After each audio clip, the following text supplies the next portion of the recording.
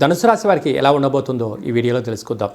క్రోధి నామ సంవత్సరానికి వీగిడుకోలు పలుకుతూ శ్రీ విశ్వావసునామ సంవత్సరానికి స్వాగతం పలుకుతూ వీరి యొక్క జాతకంలో 30 ఏళ్ల తర్వాత శని భగవానుడు అర్ధాష్టమ సంచార స్థితిలోకి రావడం, అక్కడే ఉండబడిన ఆత్మకారకుడు రవి, బుద్ధికారకుడు బుధుడు, కలతకారకుడు శుక్రుడు, చక్షుకారకుడు రాహు, ఆయుకారకుడు శని భగవానుడు అర్ధాష్టమంలోకి రావడం వలన ఈ 2.5 సంవత్సరం ఎంతో జాగ్రత్తల అవసరం.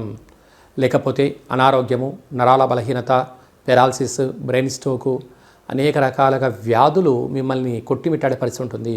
వీలైనంతవరకు సరైన సమయంలో తిండి, నిద్ర, ఆసనం, ధ్యానం, మెడిటేషన్ అలవాటు పరుచుకోవడము ఉత్తమమైన మార్గాలుగా భావించగలగాలి. కొన్ని వేల వీడియోలలో ఈ వీడియో మీరు చూస్తున్నారు అన్నట్లయితే నవగ్రహ దేవతల యొక్క స్మరణ, ధ్యానము, లేఖనము, ఆసనము, దానము, వస్త్ర కార్యక్రమాలు ఎలా చేసుకోవాలో తెలుసుకునే సమయం ఆసనమైందని చెప్పి గుర్తుపెట్టుకోగలగాలి.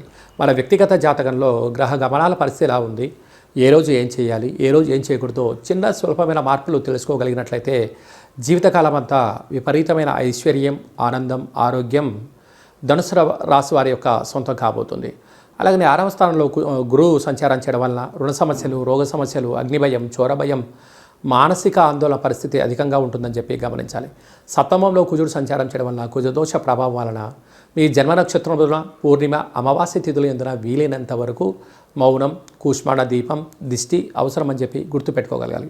సాఫ్ట్వేర్ ఉద్యోగస్తులు, హార్డ్వేర్ ఉద్యోగస్తులు, అలాగనే ప్రింటింగ్ రంగం, ఎలక్ట్రానిక్ మీడియా రంగాల్లో ఉండబడిన వారు, క్రియేటివిటీ రంగాలుగా ఉన్నవారు, ఫేస్బుక్, వాట్సాప్ క్రియేటివిటీ రంగాలుగా ఉండబడిన వారందరికీ ఇది చాలా మంచి అవకాశము. దాన్ని ఎంత సద్వినియోగపరచుకోగలిగితే భగవంతుడి యొక్క ఆశీస్సులు కలిగి మీరు అంతే స్థాయికి ఎదుగుతారో అని చెప్పి గమనించాలి.